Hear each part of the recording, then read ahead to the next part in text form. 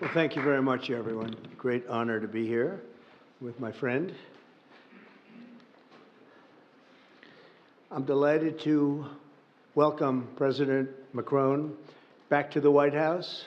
We've been together quite often, but not that often in the White House. We honored the President, First Lady of France, not so long ago.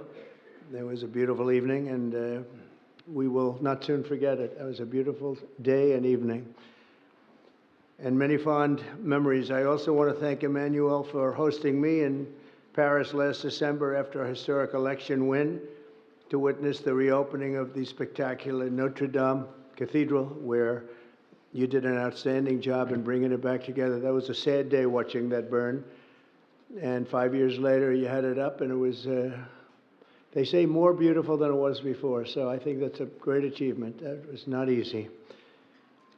France is America's oldest ally. Our cherished partnership has been a force for freedom, prosperity, and peace from the very beginning. We're now working on some very interesting developments. One in particular, as you know, the war between Russia and Ukraine.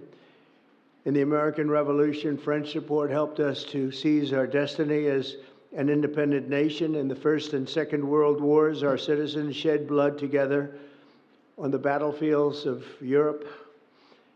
And I'll never forget joining President Macron 6 years ago on the 75th anniversary of D-Day. That was some day. The purpose of our meeting today is to end another battle, a really horrible one, a war, something that we haven't seen since the Second World War, that is ravaging European soil, the deadliest and most destructive conflict that one can imagine. I've seen the pictures, I've seen the satellite photos and lots of other photos, and it's a horrible thing that's happening. Thousands of people are dying a week. This very day is the third anniversary of the invasion of Ukraine, which would never have happened if I was president. That was not going to happen. The horrors of this gruesome and bloody war can scarcely be overestimated. Hundreds of thousands of people, Russians and Ukrainians in particular, have needlessly died. An entire generation of Ukrainians and Russian men has been decimated. 1,000-year-old cities have been turned into rubble. Those beautiful spires that you used to see there, they were most beautiful in the world, they say, are lying in heaps of rubble, blasted to smithereens. It's time to end this bloodletting and restore peace, and I think we're going to do it. We've had some great conversations, including with Russia. Since my return to the White House, we've made more progress toward that goal in 1 month than occurred in the past 3 years. And I've spoken with both President Putin and President Zelensky. And again, a lot of good things toward peace are happening, moving it, I think, pretty quickly. Last week, Secretary of State Marco Rubio, National Security Advisor Michael Waltz, and Special Envoy Steve Witkoff conducted successful talks in Saudi Arabia with the delegation from Russia, and I'd like to thank the Kingdom of Saudi Arabia and the King and Mohammed, great people. They're really working hard to get this done. Our focus is on achieving a ceasefire as soon as possible and ultimately a permanent peace. My meeting with President Macron today was another important step forward in that sphere, because he's been very much involved right from the beginning in trying to get it over with, and we're going to get it done. I believe that Emmanuel agrees with me on many of the most important issues. Chief among them is this is the right time. It may be the only time. You know, that's a very interesting and horrible situation, and that could evolve into a third world war. We're not going to let that happen. Should have never started, but it did, and what a mess, what a horrible, bloody mess. I'm also pleased that President Macron agrees that the cost and burden of securing the peace must be borne by the nations of Europe, not alone by the United States, and Europe must take that central role in assuring long-term security of Ukraine, which they want to do. And that's not a very big step. The big step is what's going to happen over the next few weeks. The United States has put up far more aid for Ukraine than any other nation. Hundreds of billions of dollars. We've spent more than 300 billion, and Europe has spent about 100. 100 billion, that's a big difference, and at some point we should equalize. But hopefully we won't have to worry about that. We have other things happening that maybe take that out of the realm of necessity. And while we've given vast amounts of military aid and money in form of grants, much of Europe's contribution has been economic relief structured as loans for which they'll be repaid. Like the Europeans, I believe that taxpayers in the United States also deserve to recoup the colossal amounts of money that we've sent. The previous administration never even thought of that. They didn't think of a lot of things, like why did they let it start in the first place? That is why we must have an agreement with Ukraine on critical minerals and rare earths and various other things as security. And I think that that's happening. I think we've made a lot of progress. I had a report just given to me before walking in that we've made, Emmanuel, a great deal of progress toward getting that. I've been elected by the American people to restore common sense to Washington and indeed to the world. And I believe strongly that it's in the best interest of the United States, the best interest in Europe, the best interest of Ukraine, and indeed the best interest of Russia to stop the killing now and bring the world to peace. My administration is making a decisive break with the foreign policy failures of the past administration and, frankly, the past. I ran against a very foolish foreign policy establishment, and their recklessness has led to the death of many, many people. Under our administration, we're forging a new path that promotes peace around the world. And when I left office for the first administration, first term, we had no wars, we had no problems. We didn't have October 7th with Israel. We didn't have Russia and Ukraine going at it. We didn't have the problems in other parts of the Middle East. We didn't have inflation. It was a whole different world. And you know what else we didn't have? Millions of people pouring through our borders, many of them criminals released from other nations and put right into our land, murderers and drug dealers, gangs. We didn't have any of that. It's a different time, but now we have it and we're fixing it. We'll fix it all up. We'll get it done as quickly as possible. And we've made a great deal of progress. People are saying it was the best month for a president in our country's history. I hope that's right, but I feel it's right. We've done a lot of things in a very short period of time, 4 weeks. As I've said before, it's my hope that my greatest legacy, however, will be as a peacemaker and a unifier. I want to bring peace, not war. I thank President Macron for joining us today in this urgent work we're doing. And we have some wonderful people up front right here that have worked so hard. Steve Witkoff, thank you very much. And Michael Waltz, thank you. Scott, thank you very much. And JD, thank you. They've really done a job. They worked very hard. It's a real passion to get this war ended. And I'd like to now invite Emmanuel to say a few words, and then we'll take questions. And again, Emmanuel, it's a great honor to have you with us at the White House. Thank you very much, please. Thank you, Mr. President. Thank you, dear Donald. Ministers, ladies and gentlemen, mesdames et messieurs, je vais dire quelques... Ladies and gentlemen, I'll be saying a few words in French. Thank you very much, Mr. President, dear Donald, for your hospitality and for this visit.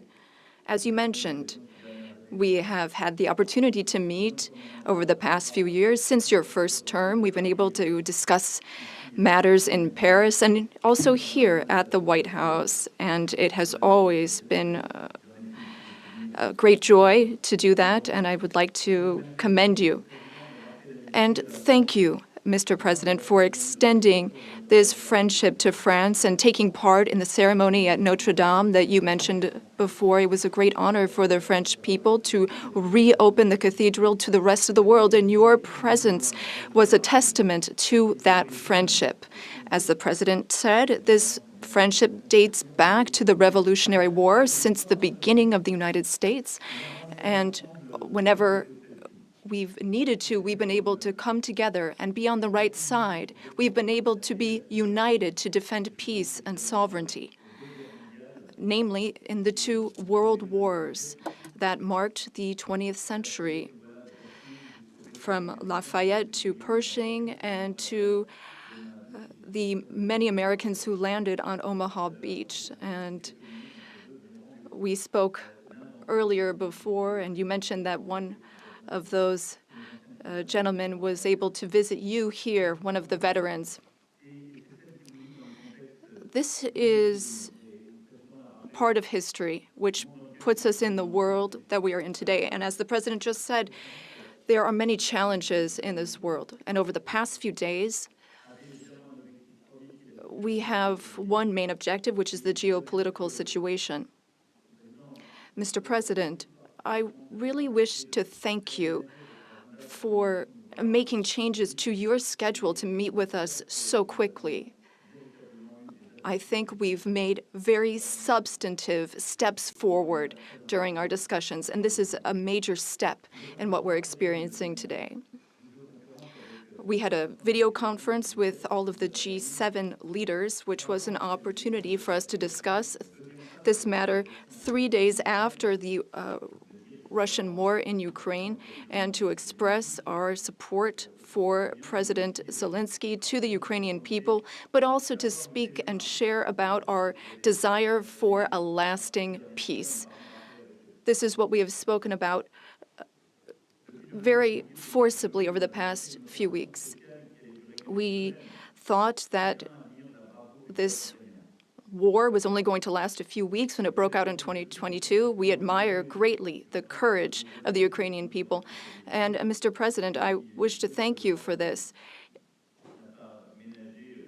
You mentioned that there are responsibilities on Europe's side, and indeed, we have invested $128 billion in aid to Ukraine and the Ukrainians. Ukraine has been able to hold the front of our collective security. It's fought over these past few years for its independence and for its sovereignty, but also for our collective security, because I think that no one in this room wants to live in a world where it's the law of the strongest and international borders can be violated from one day to the next by anyone. Over the past few hours, and as you mentioned this, Mr. President, we've been able to see a few things take shape. First of all, allow me to commend you on your decision to work with President Zelensky and to conclude this agreement that's so important for the U.S. and Ukraine on rare earths, critical minerals, but also having substantive conversations with President Zelensky during this key phase of achieving this deal, which is a major commitment to Ukraine's sovereignty, and I think that's very commendable. We also have a shared desire to build peace. We will have this responsibility. This is 10 years after the war started in Crimea, and then we saw the events in the Donbas region and along the northern part of the country.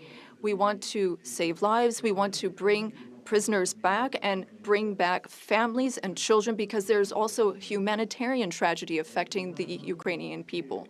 We had lengthy discussions with the president, and we spoke about our desire to bring an end to conflicts, to have a truce that is measurable, verifiable, and that enables negotiation of a lasting peace, where we will discuss not only Ukraine's reconstruction, its territories, but also the security guarantees, meaning maintaining peace over the long term. As I said to the president, we've experienced peace accords that were only ceasefires without ensuring security guarantees, Minsk I and II. And we want to make sure this doesn't happen again. And I know that the president has expressed the desire to be a player for peace in the region. I've spoken with some 30 European leaders and allies in recent days. We want to bring together these allies, and share the same vision. This peace must not mean a surrender of Ukraine. It must not mean a ceasefire without guarantees. This peace must allow for Ukrainian sovereignty and allow Ukraine to negotiate with other stakeholders regarding the issues that affects it. But it is also a country in which we need to shoulder our responsibilities so that we ensure security and stability for Ukraine and for the entire region. And for us Europeans, this is an existential issue. We also spoke about these issues at length with the President. We've worked with President Zelensky and gotten to some of the details of the various phases of the negotiation. And we've also been able to speak about some of this work with our British partners to talk about deployments of peace forces on Ukrainian soil, which are part of these security guarantees. Other countries are ready to join in this effort. Solidarity and support from the U.S. will be crucial to this, and I thank you, Mr. President, for beginning to work with us on this issue and the agreement that you are preparing to sign with Ukraine and with all of these discussions we've had are very solid guarantees that we are understood and that we have the same wish, peace as soon as possible, lasting, solid peace for everyone, and the renewal of an international situation where we are all able to shoulder our responsibilities, Europeans shouldering their responsibilities alongside their American allies who will shoulder their own responsibilities. I also wanted to be very clear, Mr. President, about Europe's commitment. We have committed to building a lasting peace. As Europeans, we have committed to being stakeholders in these security guarantees. And we are also well aware that Europeans need to do more for security in Europe, for defense in Europe, and to more fairly share the security burden that your country's been carrying for so many years. Mr. President, you know how much friendship I show towards you and I have towards you since your first term. Europe is very clear-eyed about this. We know what we need to do as Europeans, given the threats surrounding us and the responsibilities that we must shoulder. We spoke about the Versailles Agenda, which allowed the Europeans to take a historic step and increase their investments. Europeans are ready to do even more and to go even farther. And several leaders said that to me before I came here to meet you. Mr. President, dear Donald, you spoke about this peace through strength. We fully share that because we must recognize the sacrifices made by the Ukrainian people and what we owe to them. The President and I also spoke about economic matters and our desire to see more prosperity in the United States and in Europe. We had discussions which will be carried on by our teams, our ministers and secretaries, to flesh out some of those ideas. But the idea is to have fair competition and no bias within competition between our industries. Now, the American and European economies are extremely intertwined. Some 1.5 billion in trade, trillion rather, in goods and services, and I know you've spoken about wanting to look at the balance of payments. We also have a trade deficit, and I know that we need to look not only at goods, but also digital items and goods which you export, and we want to make a sincere commitment towards fair competition where we have smooth trade and more investments. You already invest a great deal in France, and France is the fifth largest investor in the United States. And I would like to recognize here all of the American investors who announced investments, some $120 billion that were announced at the AI summit. This is our wish. We want to have more prosperity on both sides of the Atlantic. We have a shared agenda in that regard. We also spoke about the Middle East, among other subjects, and here again, we have the same desire. We don't want to see Iran obtain nuclear weapons. We don't want, or rather, we want an approach with partners in the region that we can trust. Given Iran's nuclear activities, we want to limit its ballistic capabilities and avoid any type of regional destabilization. With respect to Syria and Iraq, we also share the same desire. We don't want to see Islamic terrorist groups resume any of their activities, because for some time our armies have very bravely been engaged in the Gulf, as you have led, and contributions have been significant and helped stability in the region. And I say this with great sincerity. France was affected by a terrorist attack in 2015, which was linked to the terrorist activity in Syria. And we are in that region at your side to work for more security.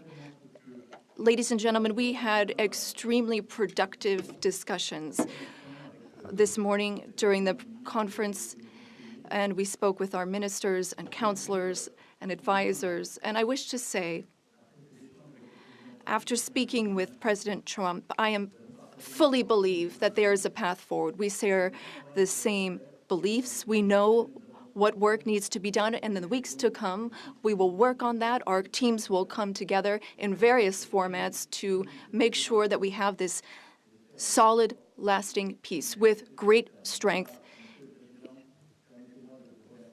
Mr. President, thank you so much for welcoming me here today. Thank you so much for these productive discussions and for your commitment. Thank you, dear Donald. Thank you, Emmanuel. Thank you very much. Okay, thank you very much. Brian, would you like to ask a question? Go ahead. Mr. President, welcome, President Trump. I just want to touch upon real quickly the Harvard poll that came out that had, thank you very much, the Harvard poll that came out had you up 9+ points, and all of your agenda that you ran on, you're accomplishing that. You got the support of the American people, including stopping the war in Ukraine. If you can comment on the latest Harvard poll, I appreciate that. Well, I was honored by it. It was a big poll, and it's usually a poll that leans on the other side of things, the other side of the world, so to speak. But the Harvard poll is a respected poll, and it has us not only leading, but leading by a lot, and leading on every single issue that we've talked about. And as I said, we've become the party of common sense, and I think that's a very important element now, common sense, because what's happening in the world and even in this country, some of the things that took place, many of them are now canceled, and the rest are being canceled as we speak. But we've moved very rapidly and I think very effectively. So I was honored by that poll. Thank you very much. Appreciate it. Go ahead, please, go ahead. Mr. President, you said before that you would like to see Russia. Yes, go ahead.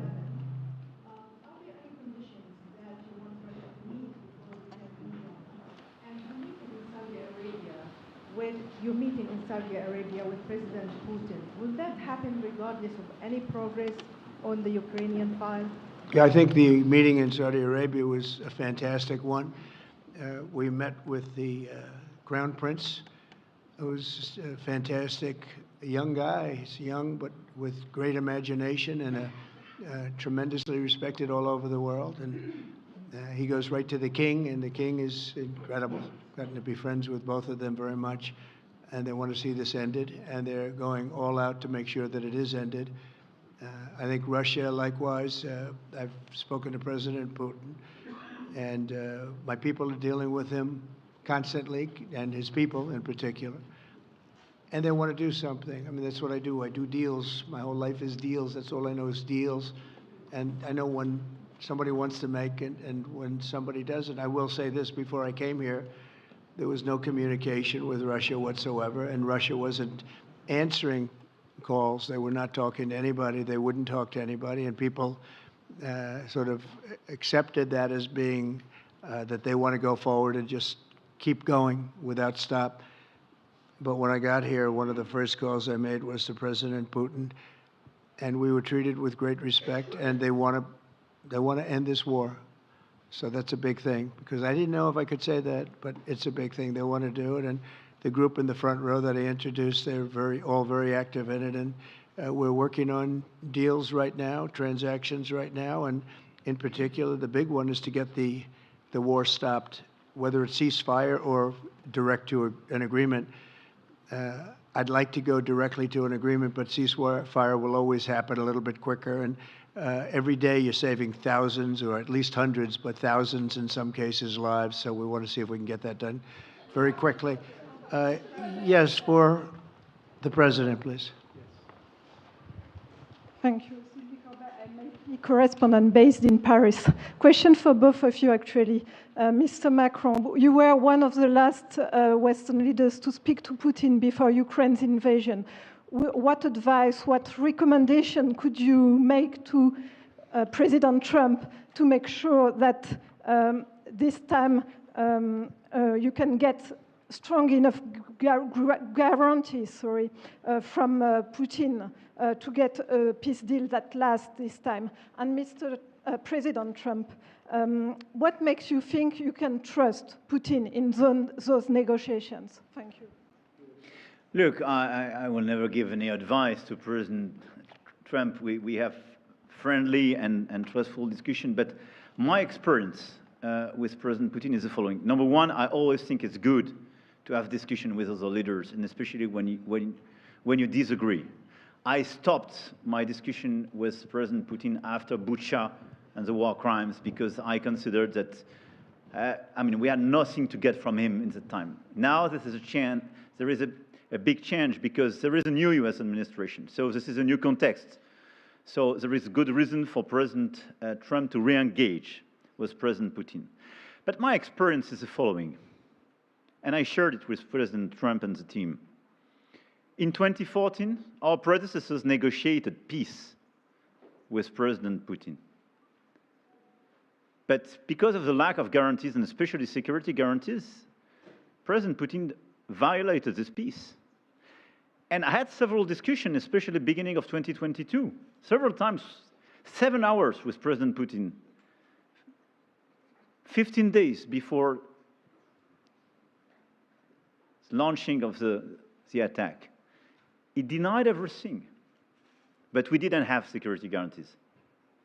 So this is why being strong and having deterrence capacities is the only way to be sure it will be respected.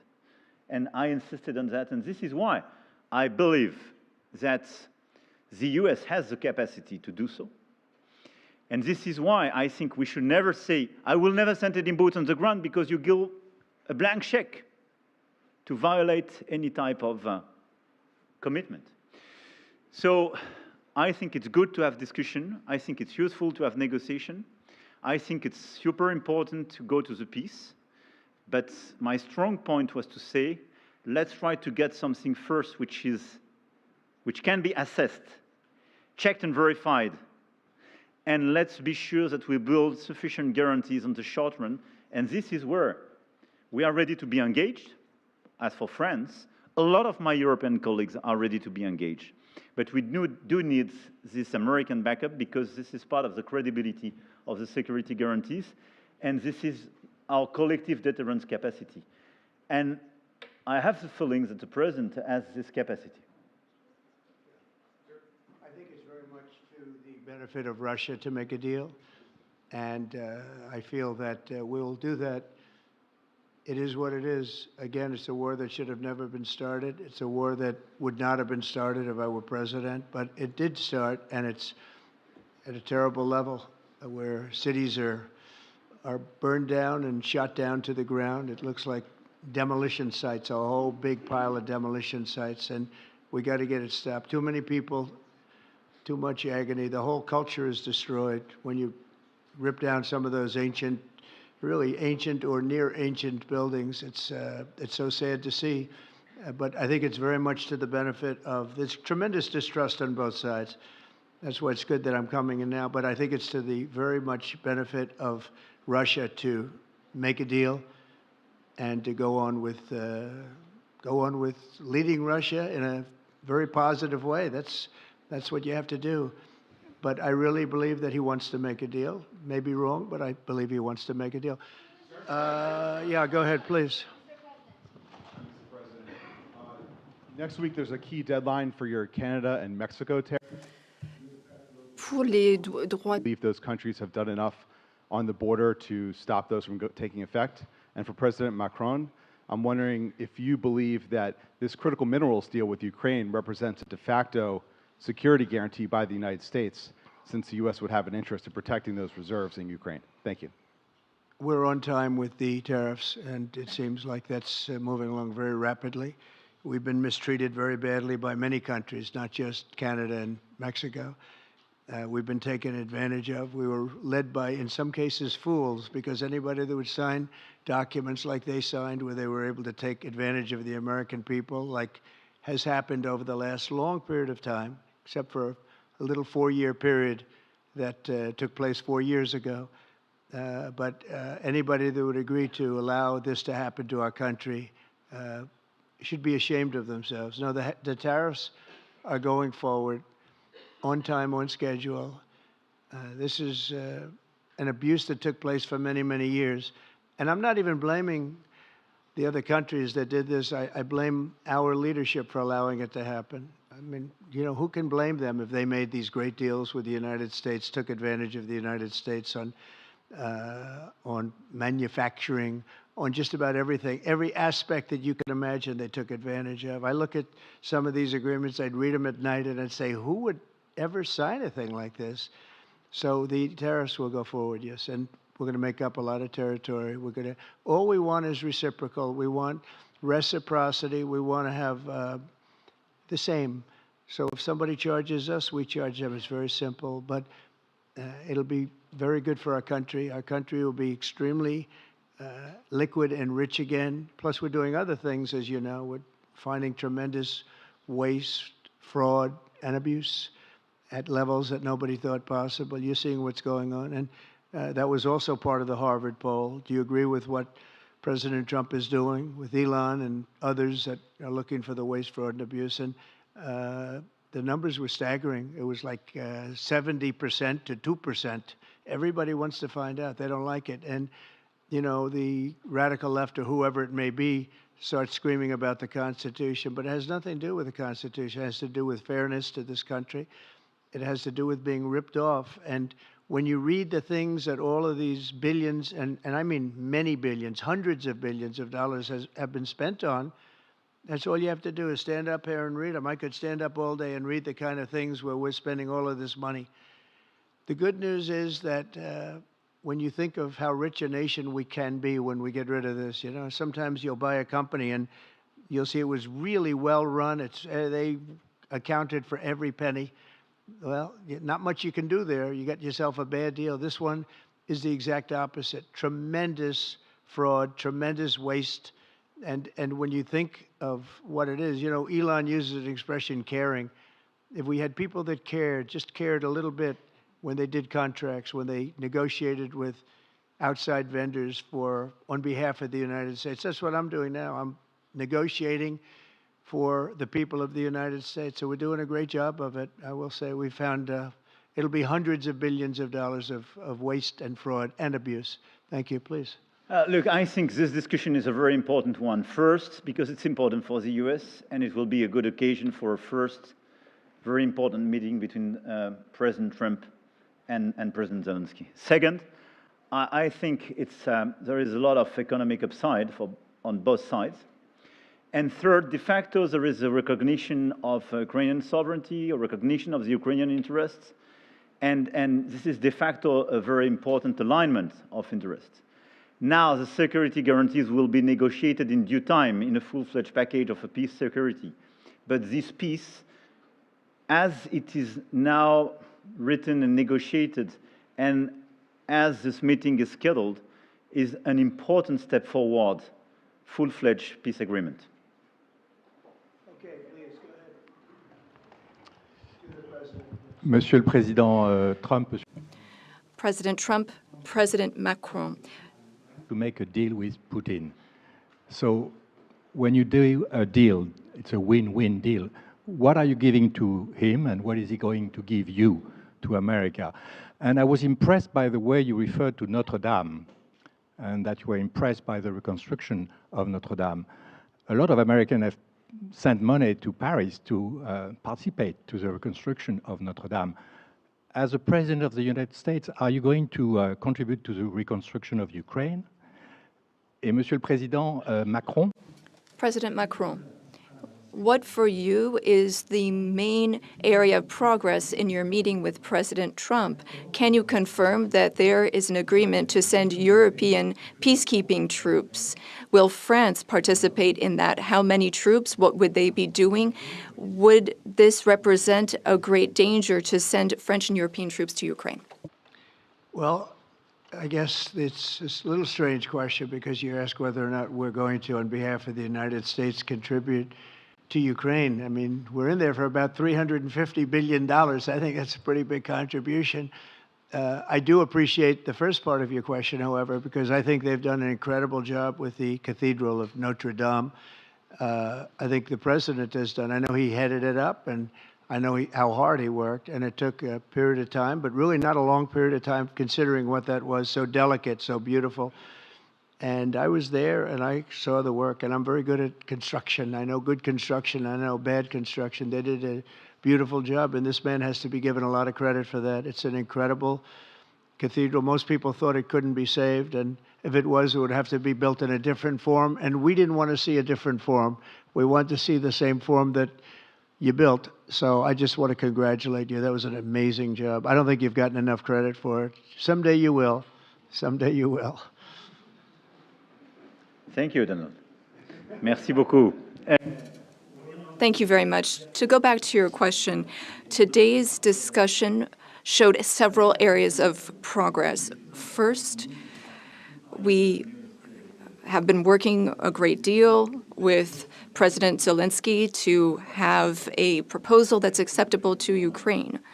President Trump has confirmed that he will be meeting with President Zelensky very soon to finalize the agreement on critical minerals and rare earths and to speak together about that matter. That's a very important step forward. The second thing is that during our discussions, we were able to go into some of the details about the proposal that we have just made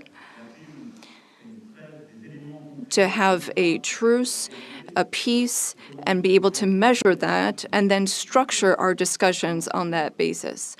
France and several other European countries, along with Ukraine, are hard at work to build this lasting peace with very specific points, including security guarantees, the territories that belong to Ukraine, the issue of reconstruction, the economy, and critical minerals. We've been able to go into the details of those proposals. The third area of progress, which really mark a turning point, is the fact that we were able to talk about the details of the security guarantees. And the president has shown this over the past few days, and he said so a moment ago. We want peace. He wants peace.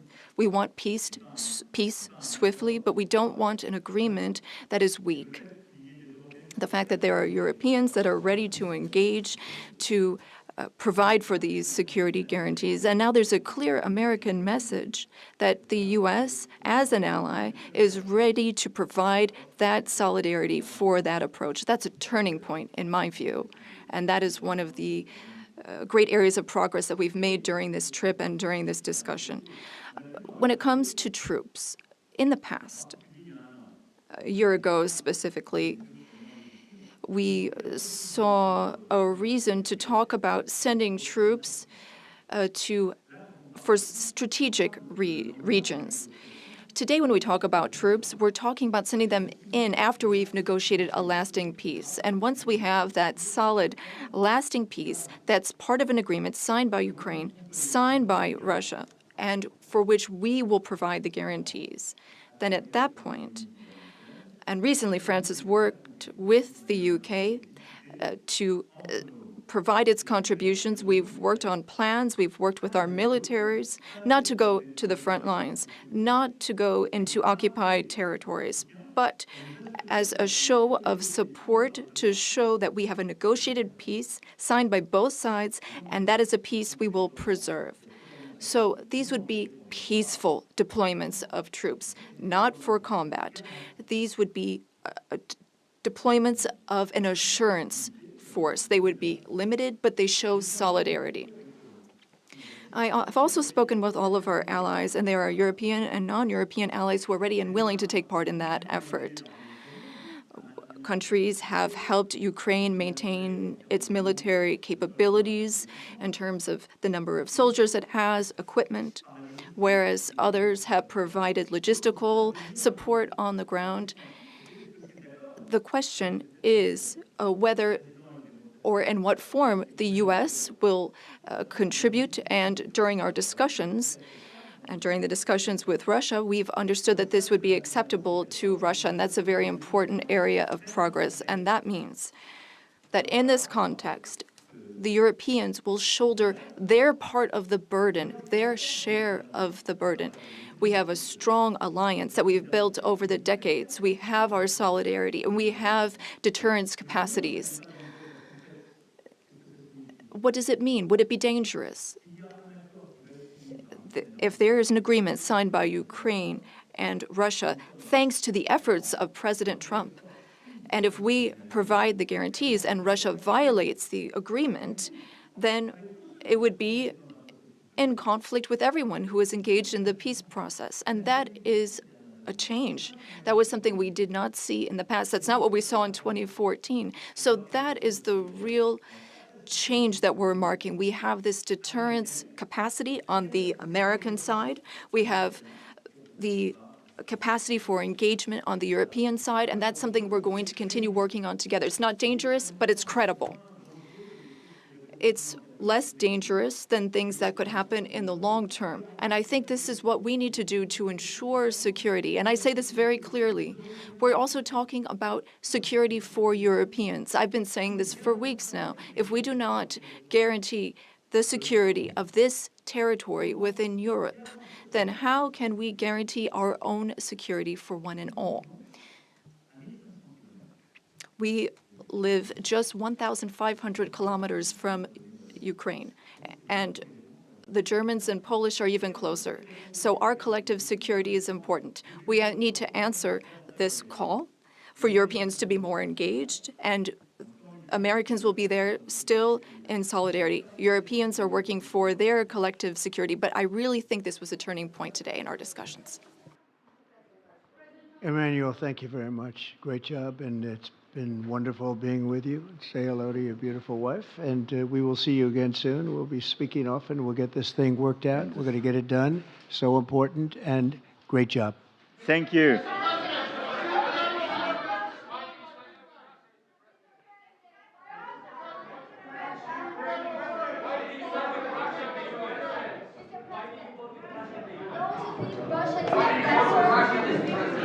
Mr.